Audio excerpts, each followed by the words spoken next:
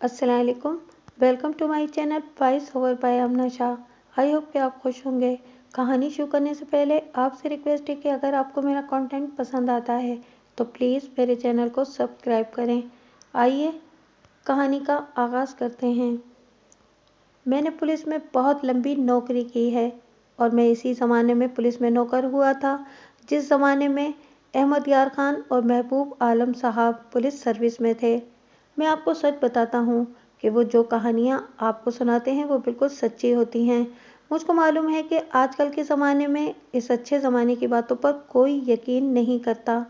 बहुत दफ़ा मेरा दिल किया है कि इसी तरह की तफ्तीश की सच्ची कहानियाँ आपको सुनाऊँ, लेकिन मैं दिल को समझाता हूँ कि दूसरों का पर्दाफाश करने से क्या फ़ायदा। फिर ये भी सोच में आती है कि आजकल इन कहानियों को कौन सच्चा मानेगा।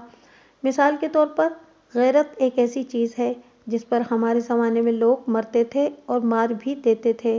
आजकल गैरत की बजाय दौलत दिमागों पर सवार हो गई है। बेगैरती आजकल का फैशन बन गई है। मैं आपको एक सच्चा वाक़या सुनाता हूँ। ये कत्ल की वारदात थी। मैं एक बात आपको पहले ही बता देता हूँ कि मैं ये कहानी इस तरह नहीं सुनाऊँगा जिस तरह आपको ये दोनों इंस्पेक्टर साहिबान सुनाते थे। इसको आप तफ्तीश की नहीं, गैरत की कहानी समझ लें। मेरे दिमाग में अकल बहुत थोड़ी है, इसीलिए मैं हेड कांस्टेबल के ओहदे से ऊपर तरक्की नहीं ले सका और इसी ओहदे पर पेंशन पर आ गया था। मैं अपनी थोड़ी अकल से एक बात कहता हूँ, अगर आपको बुरा लगे तो मुझको माफ़ कर देना। मैं ये कहता हूँ कि हमारी कौम में हमारे ज़माने वाली गैरत होती तो हमारा पाकिस्तान आधा न होता। इन बातों को छोड़ें। आप नाराज़ होकर कहेंगे कि ये देहाती जांगली किसी फजूल बातें करता है। असल बात यह है कि मैं इस वक्त इस इलाके के एक थाने में हेड कांस्टेबल हुआ करता था जिस इलाके में म्यूज़ ज़ात के मुसलमान रहते थे। मुसलमानों में जो गैरतमंदी में म्यूज़ ज़ात मशहूर है सारे हिंदुस्तान में, वो कोई और कम ही हैं। मैं आपको उस वक्त की बात बता रहा हूँ जब इस मुल्क में अंग्रेज़ों की हुकूमत थी। म्यू कौम इकट्ठी एक ही इलाके में रहती थी। पाकिस्तान बनने के बाद ये लोग हिजरत करके पाकिस्तान में आ गए और सारे मुल्क में बिखर गए, लेकिन इनकी गैरतमंदी की कहानियाँ हमेशा याद रहेंगी। हमारे थाने का सब इंस्पेक्टर मुसलमान था और एएसआई हिंदू था। पुलिस में बदमाशी तो हर कोई करता है, लेकिन ये हिंदू एएसआई बहुत ही बदमाश और बददियानत आदमी था। म्यू कौम के एक गांव में एक आदमी कत्ल हो गया। इसकी लाश गांव से 1 मील दूर पड़ी हुई पाई गई। इसको इस तरह मारा गया था कि उसके गले में रस्सी डाली गई और उससे उसका गला घोंट दिया गया। सब इंस्पेक्टर ने इस वारदात की तफ्तीश एएसआई के सुपुर्द कर दी। एएसआई ने मुझको और कांस्टेबलों को साथ लिया और मौके पर पहुंचा। ज़मीन कच्ची थी। अगर रात को आंधी न चलती तो हमें खुरे मिल जाते। आंधी ने खुरों पर मिट्टी डाल दी थी। उस ज़माने में अंग्रेज़ का हुक्म था कि तफ्तीशी अफसर वारदात वाले गांव में बैठ जाए और तफ्तीश पूरी करके वहां से निकले। ये तो आपको मालूम होगा कि लाश को पोस्टमार्टम के लिए भेजा गया और जो कागजी कार्रवाइयाँ होती हैं वो पूरी की गईं। मैं आपको कोई और बात सुनाऊंगा। एएसआई ने सबसे पहले ये मालूम करने की कोशिश की कि मकतूल की अपनी या इसके ख़ानदान की दुश्मनी किसी के साथ थी। हमको ये बात बड़ी अजीब लगी कि ना मकतूल की किसी के साथ दुश्मनी थी, ना उसके ख़ानदान का किसी के साथ लड़ाई झगड़ा था।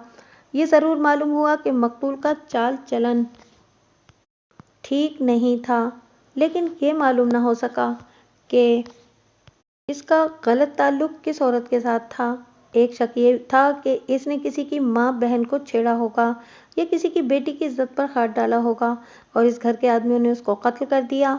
मुखबिरों ने बहुत जोर लगाया लेकिन कोई इशारा ना मिला जो हमको बताता कि कातिल कौन है। 4-5 आदमियों को मुश्तबा बिठाया गया।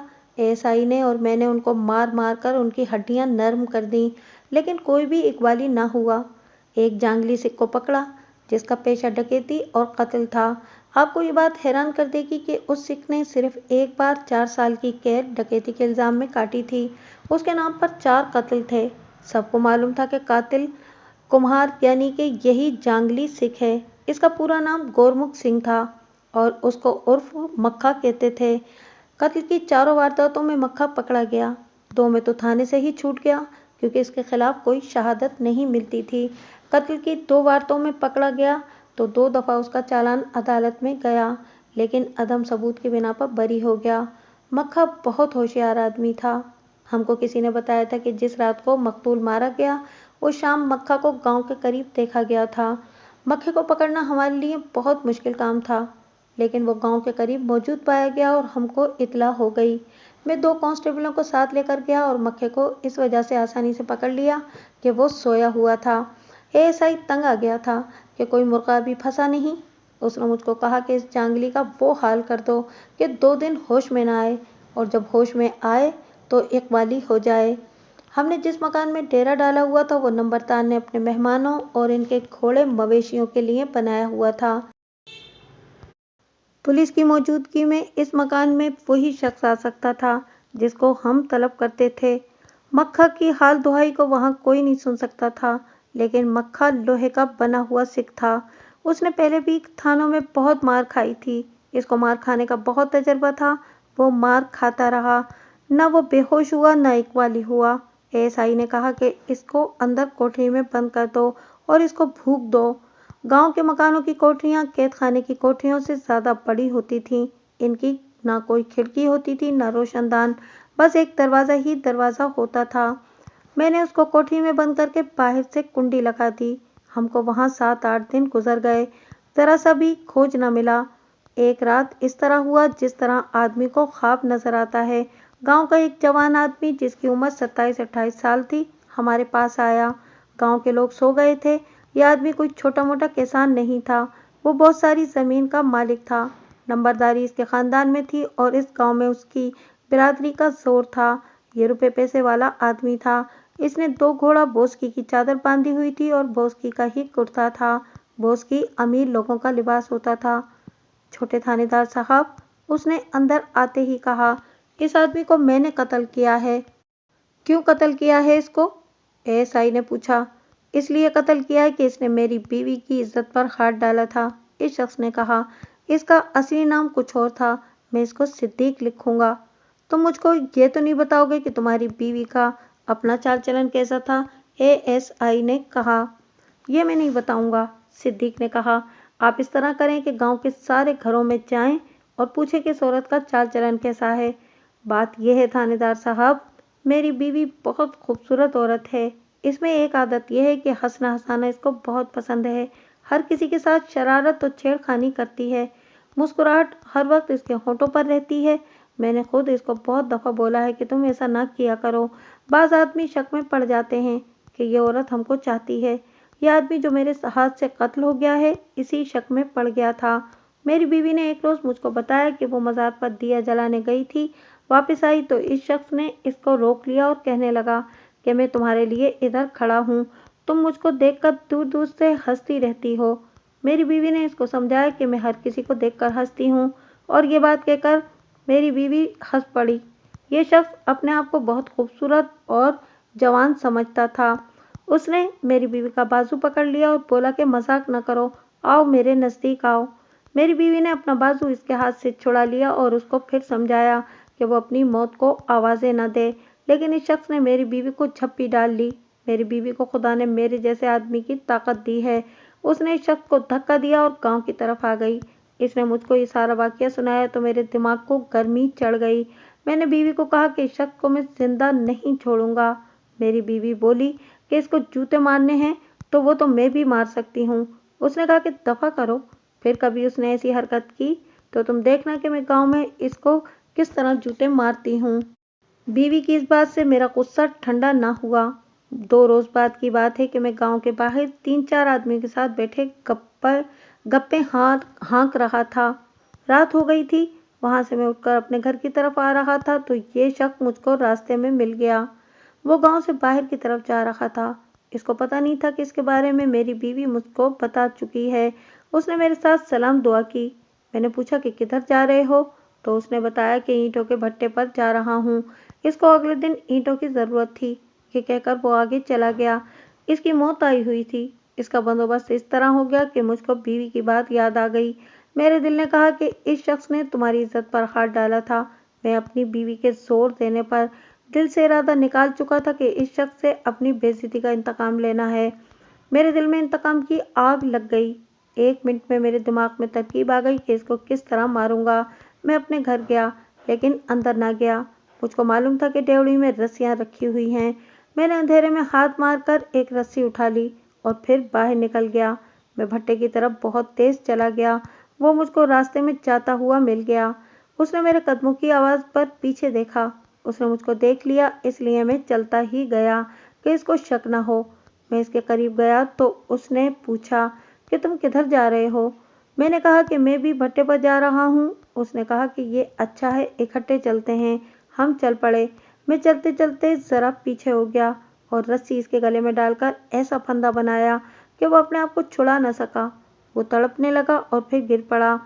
मैंने फंदा और तंग कर दिया और फिर वो मर गया। तुमने अपनी बीवी को बताया था कि तुम इस शख्स को कत्ल करने जा रहे हो? एएसआई ने सिद्दीक से पूछा। नहीं, उसने जवाब दिया। मैं जब रस्सी लेने गया तो बीवी अंदर कमरे में थी। डेवड़ी का दरवाज़ा मेरे लिए खुला हुआ था।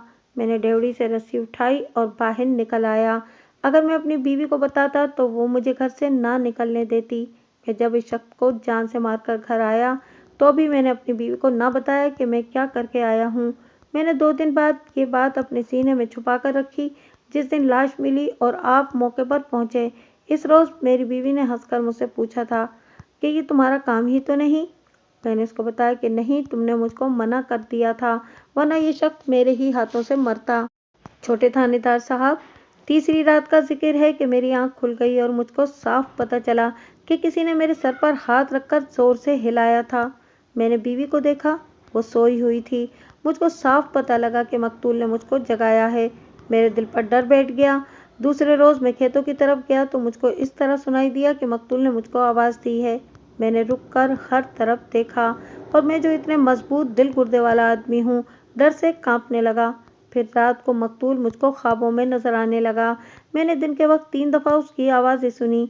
वो जो कहते हैं ना कि खून दिमाग को चढ़ गया, वो खून मेरे दिमाग को चढ़ गया। इस शख्स ने अपनी जो हालत बताई, इस हालत को हम लोग जो पुलिस की सर्विस में रह चुके हैं अच्छी तरह समझते हैं।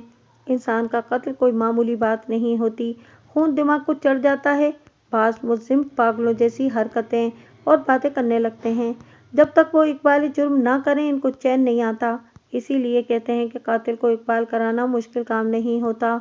हमारे इस मुलजिम ने अपनी पूरी हालत बयान की। इसको नींद आनी बंद हो गई थी। वो बाहर जाता था तो उसको डर लगता था। आगे जो उसने बयान दिया वो ये था कि उसने मजबूर होकर अपनी बीवी को बताया कि इस शख्स को उसने कत्ल किया है। बीवी ने उसको कहा कि पुलिस इतने सारे दिनों से उतरी हुई है और उसको कातिल का खोज नहीं मिल रहा। तुम जो कुछ कर बैठे हो वो हो गया है, अब चुप रहो। सिद्दीक ने उसको कुछ बोला कि वो रात को सोता नहीं और डरता रहता है। इसने बीवी को बताया कि दिन के वक्त भी उसके दिल पर खौफ रहता है। बीवी ने उसका हौसला मजबूत किया, लेकिन इस शख्स के दिल से खौफ ना निकला। मैं पुलिस के पास जाकर इकबाली हो जाऊंगा, सिद्दीक ने अपनी बीवी से कहा। तुम्हारा बेड़ा तर जाएगा, उसकी बीवी ने घबराकर कहा।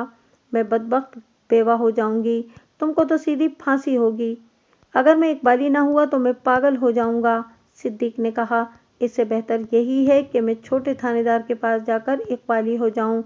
बीवियां अपने खामिंदों को तो चाहती ही हैं, लेकिन हमको पता चला कि सिद्दीक और इसकी बीवी का ताल्लुक सिर्फ मियाँ बीवी की तरह नहीं था, बल्कि लोग कहते थे कि इस जोड़े का हाल तो आशिकी माशूकी वाला है। बीवी ने इसको इकबाली होने से रोक लिया, लेकिन इस शख्स की हालत बहुत बुरी हो गई। उसने 2 दिन और बर्दाश्त किया और अब उसको मकतूल पता नहीं किस तरह नजर आया या क्या हुआ कि वो अपनी बीवी को ये बताकर घर से भाग आया कि मैं छोटे थानेदार के पास जा रहा हूँ। जब उसने ये कहा कि वो अपनी बीवी को बताकर भाग आया है तो इस वक्त मुझको ख्याल आया कि बाहर कोई ऊंची आवाज़ में बातें कर रहा है। मैंने सिद्दीक से पूछा कि उसकी बीवी उसके पीछे आई होगी। सिद्दीक ने कहा कि वो ज़रूर आई होगी। हम ये बातें कर ही रहे थे कि बाहर हमारे कांस्टेबलों की आवाज़ें और ऊंची हो गईं और एक औरत की आवाज़ भी सुनाई देने लगी। मैं बाहर निकल गया। बाहर एक औरत को देखा जो अंदर आना चाहती थी और कांस्टेबल उसको रोकते थे। इस औरत ने मुझसे पूछा कि उसका खामिद इधर आया था, वो कहाँ है। मैंने उसको बताया कि उसके खामिद का नाम अगर सिद्दीक है तो वो छोटे थानेदार को इकबाली बयान दे रहा है। वो कहता है कि शहबाज को मैंने कत्ल किया है। बीवी ने बहुत तेज तेज बोलना शुरू कर दिया। वो कहती थी कि मेरे खामिद को मालूम नहीं क्या हो गया है, वो थोड़े दिनों से बहकी बहकी बातें करता है। मैंने इस औरत को समझा बुझाकर बाहर बिठा दिया और कहा کہ وہ صبر کرके بیٹھی رہے۔ اگر اس نے اندر جانے کی کوشش کی تو چھوٹا تھانے دار ناراض ہو جائے گا۔ میں اندر گیا تو ASI نے مجھ کو کہا کہ صدیق کو دوسرے کمرے میں بٹھا دو۔ میں نے اس کو دوسرے کمرے میں بٹھا دیا۔ ایسا ڈر نہیں تھا کہ وہ بھاگ جائے گا۔ میں ASI کے پاس آیا تو اس نے مجھے کو اپنے پاس بٹھا دیا۔ ایک بات پر غور کر خالق بھائی، ASI نے مجھ کو کہا، ساری تفتیش تمہارے سامنے ہے۔ میں اس کو عدم پتہ لکھ سکتا ہوں۔ اگر ہم نے خالق کو گرفتار کر کے مقدمہ بنایا تو مقدمہ ثابت کرنا بہت مشکل ہوگا۔ تم غور کرو، ہم کیا شہادت عدالت کو دیں گے؟ اس کا اقبالی بیان اس کو مجرم ثابت نہیں کر سکتا۔ آپ صاف کہیں گے کہ آپ اس کو مجرم ثابت نہیں کرنا چاہتے۔ میں نے اس کو بولا، شہادت جیسی چاہیے ویسی مل جائے گی۔ میری بات سمجھ کھال کے ASI نے کہا، یہ موٹی اسامی ہے، اس کو ڈرائیں گے کہ پھانسی چڑھ جاؤ گے۔ جاؤ تم اس کے ساتھ بات کرو، اسے کہو کہ مال نکالو اور اپنی جان بچاؤ۔ میں نے آپ کو پہلے بتایا کہ یہ ASI بڑا بدماش اور بے ایمان آدمی تھا۔ اس کا سسر ضلع میں DSP تھا۔ اس طرح اس ASP کی پیٹھ بڑی مضبوط تھی۔ DSP کا داماد ہونے کی وجہ سے وہ کسی سے ڈرتا نہیں تھا۔ قتل جیسی واردات کو عدم پتہ لکھنا آسان کام نہیں ہوتا تھا، لیکن یہ شخص یہ کام کر سکتا تھا۔ میں نے اس کو سمجھایا کہ یہ ملزم تو خود ہی سزائے موت لینے آیا ہے، یہ ہم کو مال کیوں دے گا؟ ASI نے کہا کہ اس کو سمجھاؤ مال مل سکتا ہے۔ میں صدیق کے پاس چلا گیا، اس کو کہا کہ ہم اس کو بچا سکتے ہیں، لیکن کچھ روپیہ لگے گا۔ صدیق بولا کہ تم لوگ میرا بیان نہیں لکھو گے تو میں بڑے تھانے دار کے پاس چلا جاؤں گا۔ میں جب صدیق کے ساتھ بات کر رہا تھا تو واپس آ کر ASI کے پاس آیا تو دیکھا کہ صدیق کی بیوی وہاں موجود تھی۔ ASI نے خود ہی اس کو اندر بلا لیا تھا۔ پہلے میں نے اس عورت کو باہر اندھیرے میں دیکھا تھا، اب اندر لالٹین کی روشنی میں دیکھا تو میں اس کا حسن دیکھ کر حیران رہ گیا۔ ASI نے مجھ سے پوچھا کہ صدیق کیا کہتا ہے؟ میں نے اس کو بتایا کہ وہ نہیں مانتا۔ صدیق کی بیوی نے ASI کی منت کی کہ وہ اس کے خاوند کو گرفتار نہ کرے۔ میں جب صدیق کے ساتھ باتیں کر رہا تھا اس وقت تک ASI صدیق کی بیوی کے ساتھ کچھ باتیں کر چکا تھا۔ دیکھ بی بی، میں نے صدیق کی بیوی کو کہا، تم کہتی ہو کہ صدیق کو گرفتار نہ کریں، لیکن صدیق کہتا ہے کہ مجھ کو گرفتار کرو سو مجھ کو عدالت میں لے جاؤ، اس کو تو سیدھی سزائے موت ہوگی۔ ASI نے کہا۔ اس خوبصورت اور جوان عورت نے رونا شروع کر دیا اور اس نے پہلے ASI کے سامنے اور پھر میرے سامنے ہاتھ جوڑے اور پھر ہچکیاں لے لے کر کہا کہ ہم کوئی ایسا طریقہ کریں اور اس کے خاوند کو چھوڑ دیں۔ ASI نے کہا کہ وہ صدیق کو چھوڑتا ہے تو اس کی نوکری جاتی ہے۔ پھر اس نے صدیق کی بیوی کو بہت ڈرایا۔ میں یہ سارے ڈرامے جانتا تھا۔ میں کوئی شریف آدمی تو تھا نہیں، پولیس میں رہ کر بہت سی بدماشیاں کی ہیں اور بہت مال کھایا ہے۔ میں نے یہ ڈرامہ کیا کہ ASI کو کہا کہ جناب اس عورت کی جوانی پر رحم کریں اور اس کی مدد کریں۔ بی بی، اس نے صدیق کی بیوی سے کہا، کچھ مال نکالو اور میں کچھ کرتا ہوں۔ میں کہتی ہوں میرا سارا زیور لے لو۔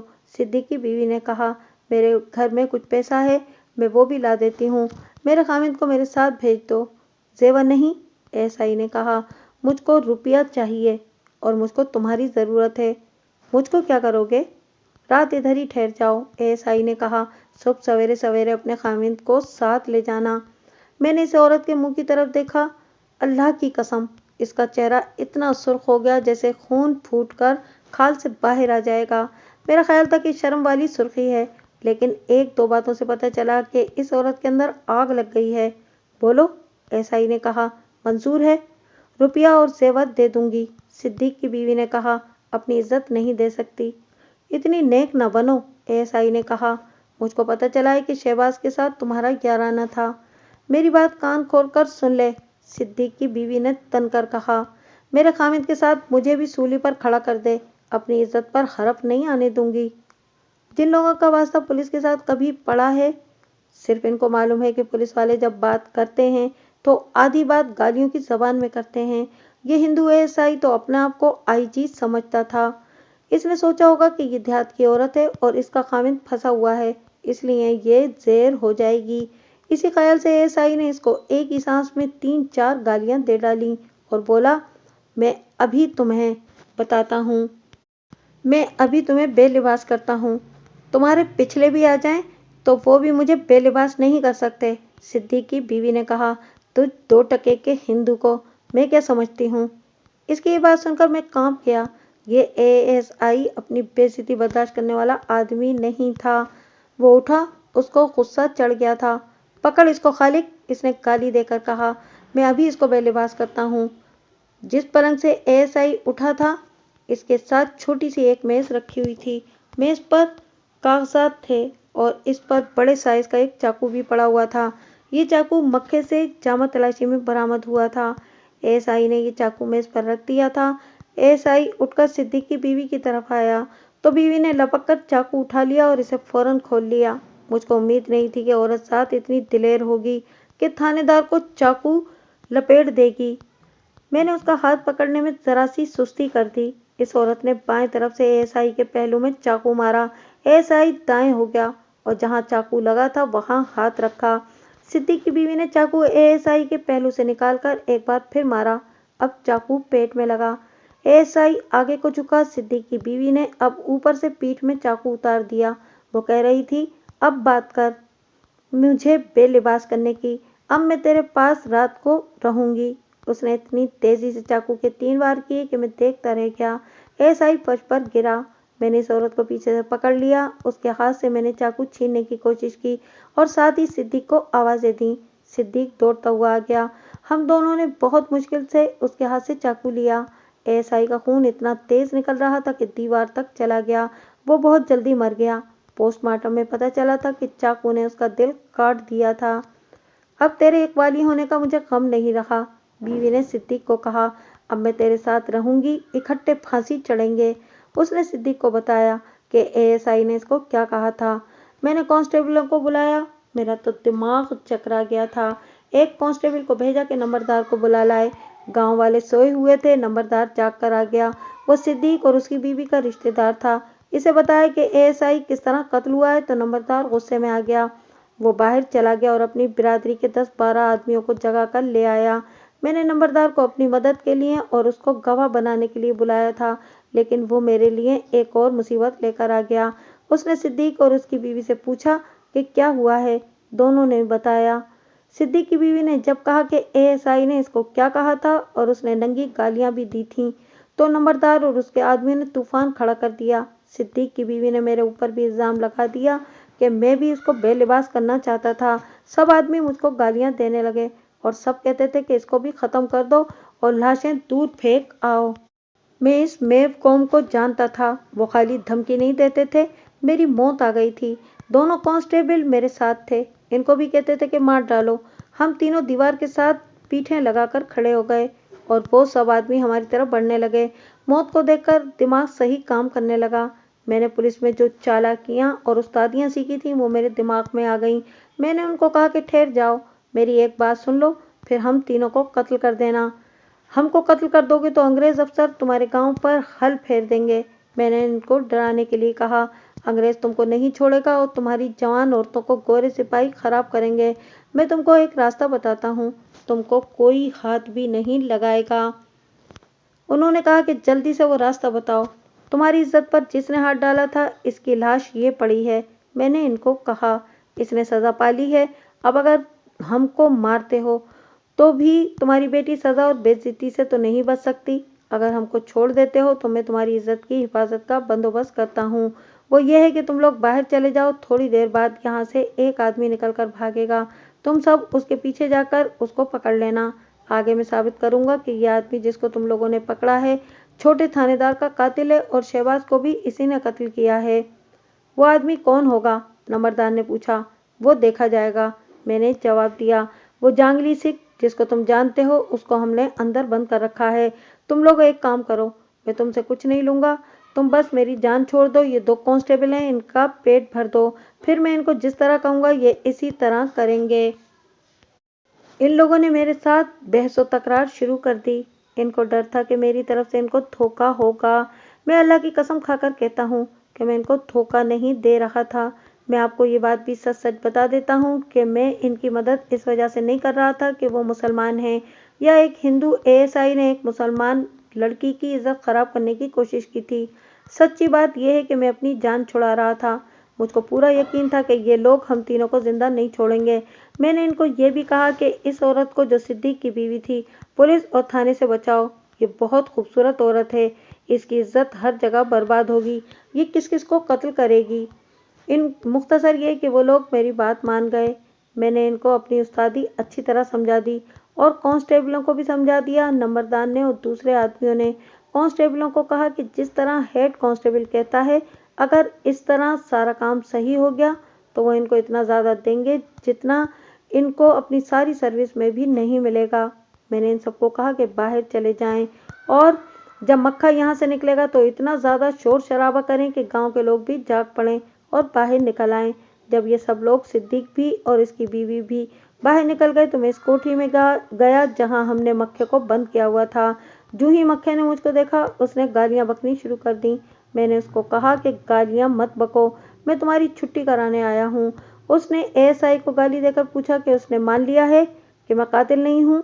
हाँ मक्के, हाँ, मैंने कहा, उसने मान लिया है और उसने मुझको कहा है कि मक्खे को छोड़ दो। मक्खा खुशी खुशी उठा और मैं इसको इस कमरे में ले आया जहां एएसआई की लाश पड़ी थी। मक्खा पूछने लगा कि ये क्या है। मैंने मक्खे को कहा कि तुम यहाँ से भागो वरना मारे जाओगे। मक्खा अक्ल वाला डकैत था। उसने मुझको कहा कि तुम मुझको किसी और चक्कर में फंसा रहे हो। मैंने उसको कहा कि तुम यहाँ से भागो। उसने तो भागना ही था, लेकिन उसको शक हो गया था कि उसके साथ कोई ड्रामा किया जा रहा है। मुझको एक ख्याल आ गया। मैंने सोच लिया कि मक्खा को फांसी चढ़ाना ही चढ़ाना है। अगर ये बच गया तो बाहर आकर मुझको कत्ल कर देगा। मक्खा कमरे से निकल गया। मैं और दोनों कांस्टेबल इसके पीछे गए और बाहर जाकर हम तीनों ने बड़े जोर से शोर मचा दिया। वो गया, वो गया, वो गया, वो गया। मक्खा भाग गया। बाहर आदमी तैयार खड़े थे। उन्होंने हमसे ज्यादा शोर मचाना शुरू कर दिया। मैं मक्खे के पीछे दौड़ा और बहुत से आदमी मेरे पीछे पीछे आए। मुझको अब ये डर लगने लगा कि मक्खा हिरन की तरह कदमों का बहुत तेज था। ऐसा ना हो कि वो सचमुच हाथ से निकल ही जाए। गांव के और भी बहुत से लोग जागकर बाहर आ गए। गांव के कुछ जवान लड़के बड़े तेज थे। वो मक्खा के पीछे गांव से निकल गए। मक्खा में अकल तो ज्यादा थी, लेकिन पूरे गांव को अपने पीछे देखकर उसकी अकल मारी गई। वो अगर रुक जाता और गांव वाले से पूछता कि मुझको क्यों पकड़ते हो, तो शायद ये ड्रामा खराब हो जाता। उसके दिमाग में ऐसी खराबी आई कि वो भागता रहा। अंधेरे में इसको पकड़ना मुश्किल काम था, लेकिन गांव के जवान लड़कों ने ऐसा घेरा किया कि उसको पकड़ लिया। उसने गालियां बकनी शुरू कर दी और गांव के लड़कों ने उसको मारना पीटना शुरू कर दिया। मैं उसको पकड़कर वापस ले आया। मैंने नंबरदार के कान में एक बात कही, इस पर हमने अमल किया। वो इस तरह था कि उसको पकड़कर मकतूल एएसआई के खून के छींटे उसके कपड़ों पर और हाथों पर फेंक दिए। मैंने इधर ही एक गवाह बराए बरामदगी आलाए कत्ल यानी चाकू बना लिया कि ये चाकू इस रास्ते पर पड़ा हुआ मिला है जिस रास्ते पर मक्खा भागा था। मैंने एक कांस्टेबल को थाने की तरफ दौड़ा दिया कि सब इंस्पेक्टर साहब को इत्तला करे कि एएसआई साहब को मक्खा ने कत्ल कर दिया है। मक्खा क्या कर सकता था, पूरा गांव इसके खिलाफ गवाह था। इसको भागते हुए पकड़ा था। इससे आगे जो कहानी है वो मेरी 420 और उस्तादी की खुफिया कहानी है। मैंने और दोनों कांस्टेबलों ने सब इंस्पेक्टर साहब को शक नहीं होने दिया कि हमने मक्खा के साथ कोई ड्रामा किया है। सब इंस्पेक्टर साहब खुद मक्खा की वारदातों से तंग थे। उन्होंने खुदा का शुक्र अदा किया कि मक्खा फंसा है। मक्खा का शोर शराबा किसी ने न सुना। उसको गिरफ्तार करके थाने ले गए। उसके इकबाल जुर्म की हमको कोई जरूरत नहीं थी। गांव के 50 से ज्यादा आदमी हमने गवाह बना लिए थे। मक्खा की हिस्ट्री शीट मौजूद थी। सब इंस्पेक्टर साहब ने यह भी साबित कर दिया कि शहबाज को भी मक्खा ही ने कत्ल किया है। 3 महीने के अंदर अंदर मक्खा को सजाए मौत हो गई। इस दिन मैं भी कोर्ट में मौजूद था। उसने फैसला सुनते ही मुझको, इंस्पेक्टर साहब को और सेशन जज साहब को ऐसी ऐसी गालियां दी जिनमें से चंद एक गालियां मैंने पहले कभी नहीं सुनी थी। मक्खा का अपील करने वाला था कौन? उसने सरकार को दरखास्त देकर सरकारी वकील किया और अपील दायर की जो रद्द हो गई। फिर मक्खा को फांसी दे दी गई। इस गांव के मेवातियों ने दोनों कांस्टेबलों को इतना रुपया पैसा दिया जो वो सारी उम्र सर्विस में नहीं कमा सकते थे। मुझको वो बहुत पैसा दे रहे थे, लेकिन मैं नहीं लेता था। मैं इसी को बहुत समझता था कि मेरी जान बच गई थी। लेकिन नंबरदार ने मुझको गांव में बुलाकर मेरी झोली में बहुत सारी रकम डाल दी जो मैंने ले ली। मैं शराफत करने वाला आदमी नहीं था। پھر بھی میں کسی کو بے گناہ سزا نہیں دلاتا تھا۔ مکھا قتل کی اس واردات میں بے گناہ تھا، لیکن اس نے پہلے 4 قتل کیے اور بری ہو گیا تھا۔ اس طرح میں نے مکھے پر ظلم نہیں کیا تھا۔ اس کو سزا ملنی چاہیے تھی جو اس کو مل گئی۔